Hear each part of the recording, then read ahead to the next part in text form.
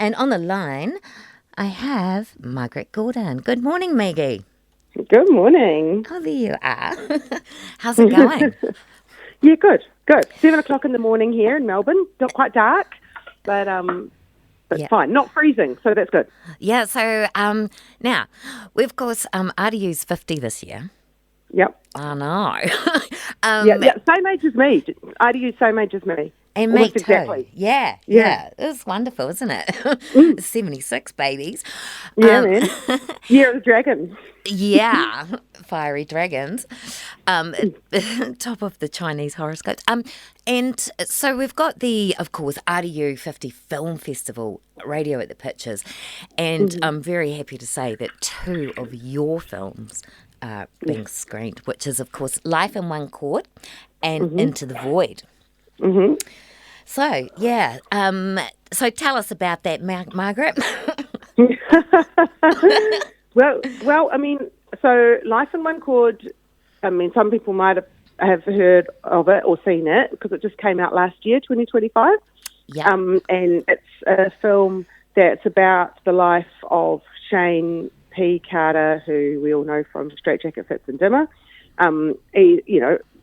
Well known in New Zealand. I live in Australia. He's not so well known here, but interestingly, Straight Jacket Fits made really big inroads in Australia. And I think, they're being a heavy rock band that really appeals to the Australian mentality. So, yeah, they do know that he's, got some following here. Anyway, it took a long time to make. It took 7 years to make that film for various reasons, including COVID. Mm-hmm. And also, we didn't really have a lot of money to make it, but that's true for a lot of films, some of the best even. It came out last year in the New Zealand Film Festival and then had a release, and it did really well, much better than any of us were expecting, so that was really cool. But then Into the Void is the film that I made, I think, now wait a second, when was it? 14 years ago, which seems like a crazy amount of time.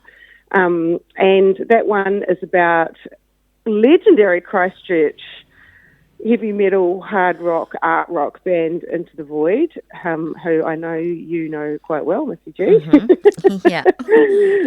And the band is maybe, it's not so well known. I mean, I don't want to be rude here, but it's not so well known necessarily for the music, but for the fact that the members are all some of them very acclaimed artists, including Jason Gregg, who just had his big opening at the Christchurch Art Gallery. Yeah. Te Puna o Waifetu, and also Ronnie Van Hout, who is, he's everywhere.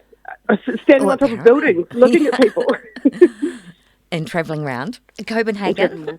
He's just been in Copenhagen and doing a show over there. And his work. So he's kind of one of his works that is quite well known as Quasi. So it's the dude who's the little hand standing, and he stood on the top of the Christchurch Art Gallery, and then it made a big fuss when it went to Wellington. That's right. He's got his own Reddit page, and then he went to Hobart in Tasmania as part of the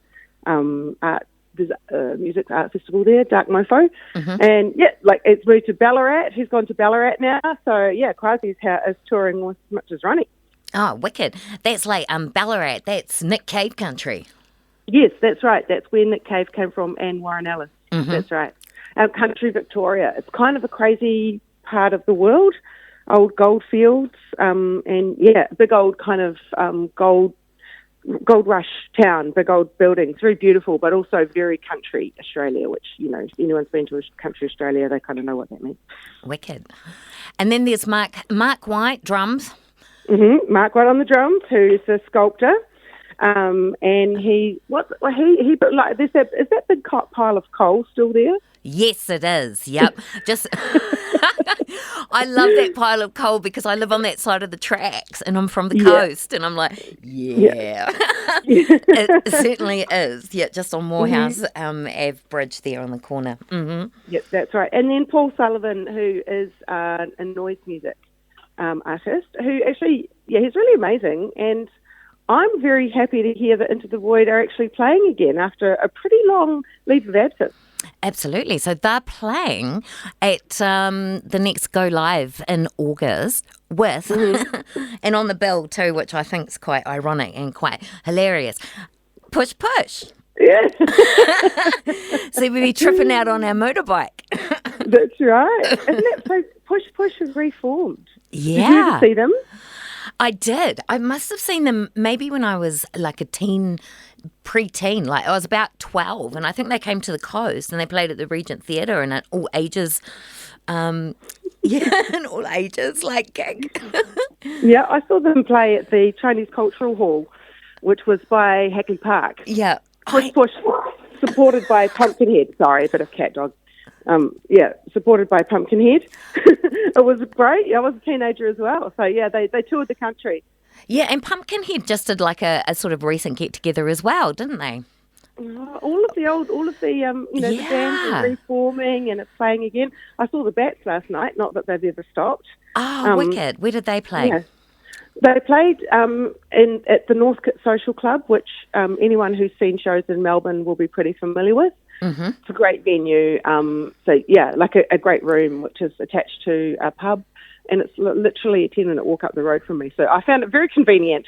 Yep, excellent. Like, the Bats, like high fibre. And Totally. Yes, high fibre. And they're great. Yeah. They're still great bands. They sounded fantastic. Oh, wicked.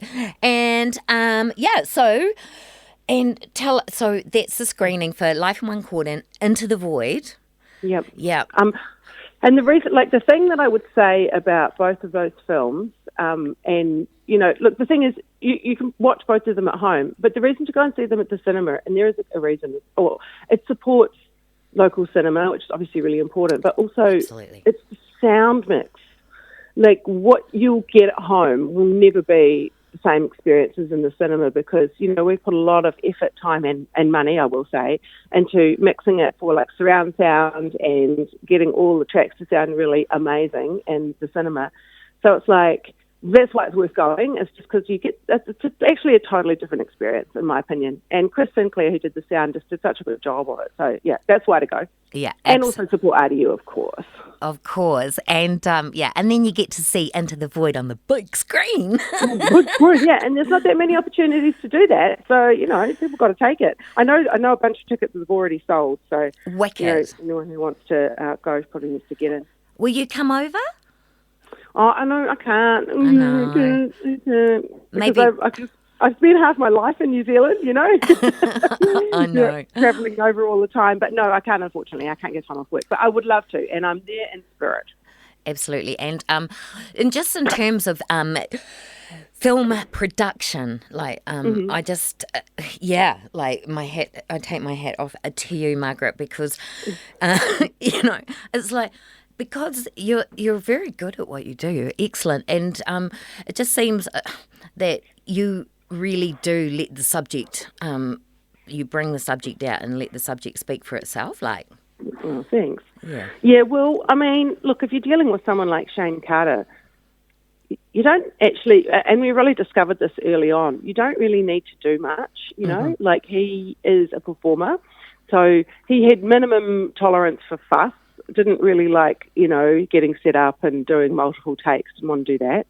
But he, when he started and he turned it on, it's like the performance. So he was great to work with.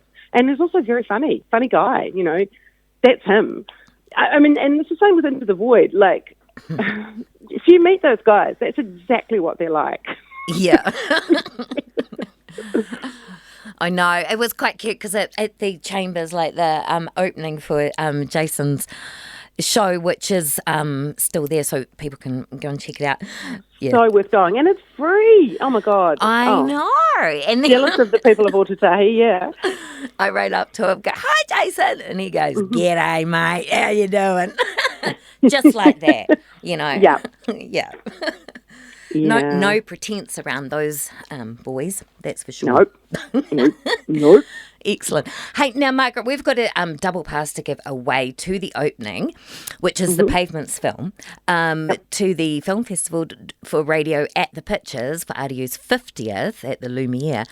Do you have any questions, for people could text in to get those tickets? Oh, about Pavement? No, about Life in One Chord or Into the Void film. Okay. Yeah, threw you under. Sorry. No, that's okay. Well, let's think about, yeah, okay, I've got a good one.